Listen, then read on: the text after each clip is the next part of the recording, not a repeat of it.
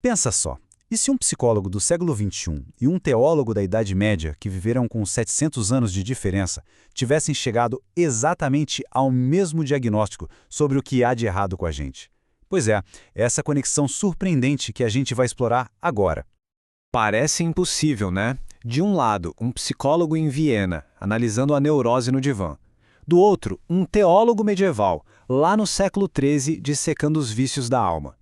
O que eles poderiam ter em comum? A resposta, como a gente vai ver, é muito mais profunda do que se imagina. Bom, a faísca para essa análise vem deste estudo fascinante, que tem a ousadia de colocar Alfred Adler e Tomás de Aquino para conversar. A grande questão que o autor investiga é como é que pode, com séculos de distância e usando linguagens completamente diferentes, eles terem apontado para a mesmíssima raiz do sofrimento humano. Então, vamos lá. Vamos conhecer os protagonistas desse diálogo improvável que atravessa o tempo. A distância entre eles é absurda. Quase 700 anos. De um lado, Adler, no coração da Viena moderna, do outro, Aquino, um frade no auge da Idade Média. São mundos, ferramentas e linguagens totalmente diferentes. E é justamente isso que torna a concordância entre eles algo tão extraordinário. Vamos começar nossa viagem em Viena, no início do século XX, e entrar na mente de Alfred Adler para entender o diagnóstico dele para a disfunção humana. No centro da teoria do Adler, existe uma ideia bem poderosa. Todo ser humano tem um impulso natural para crescer, para superar desafios. Ele chamou isso de busca pela superioridade. E na sua essência, isso é uma coisa super saudável. É um motorzinho que faz a gente aprender, criar e melhorar. Certo, mas se esse impulso é tão bom, onde é que a coisa desanda? Como é que essa força vital de crescimento se transforma em algo tóxico, no que o Adler vai chamar de neurose? Para o Adler, tudo começa com um sentimento esmagador de inferioridade. Para lidar com isso, a pessoa cria uma fantasia, um objetivo final fictício de poder e controle. E é aqui que a chave vira.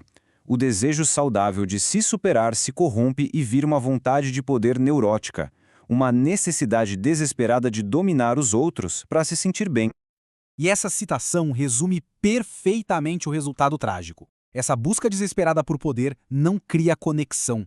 Pelo contrário, ela cria isolamento. Ela destrói o que, para Adler, era essencial para a saúde mental, o nosso sentimento de comunidade. Agora, segura firme. A gente vai fazer uma viagem no tempo. Vamos voltar 700 anos para encontrar Tomás de Aquino e descobrir como a sabedoria dele reflete, de um jeito impressionante, a psicologia de Adler.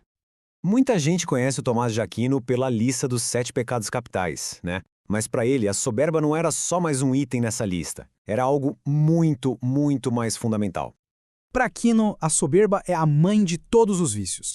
É como se fosse a falha primária, o bug original no sistema do caráter humano. É um desvio da realidade, onde a pessoa se apaixona por uma imagem inflada de si mesma, colocando o próprio eu acima de tudo e de todos. E é aqui que a análise desses dois pensadores toma um rumo inesperado, desafiando uma das ideias mais comuns sobre o comportamento humano.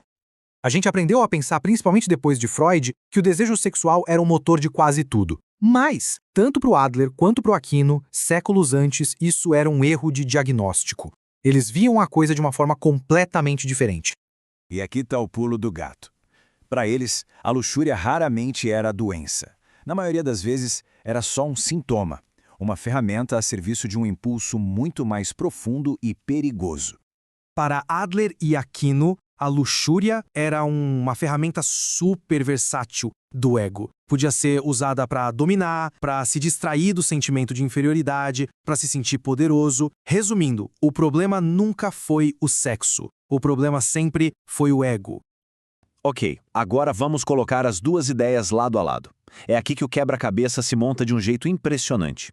Olha só esses paralelos. É de cair o queixo. A vontade de poder do Adler é um espelho perfeito do amor próprio desordenado de Aquino. O objetivo fictício que afasta da realidade é a mesma ideia. A falta de sentimento comunitário é a falta de caridade. São palavras diferentes, de épocas diferentes, para descrever exatamente a mesma doença da alma. Essa convergência é simplesmente impressionante. Um psicólogo clínico e um teólogo medieval, separados por séculos, chegam à mesmíssima conclusão. A patologia central da desordem humana não é o desejo, mas sim o orgulho. Muito legal, essa curiosidade histórica. Mas por que isso deveria importar pra gente, hoje, no século XXI? Porque essa perspectiva muda tudo. Ela ajuda a gente a entender por que a busca sem fim por sucesso tantas vezes leva ao burnout. Ela sugere que talvez a ansiedade e a depressão possam ser, em muitos casos, sintomas de um ego ferido. E mais importante, ela lança uma luz bem crítica sobre a nossa cultura atual, essa obsessão por likes, seguidores e autopromoção constante. O que nos deixa com a pergunta final. Numa era definida pela marca pessoal e pela autopromoção, será que o orgulho, o mais antigo dos vícios, acabou se tornando o nosso maior ponto cego?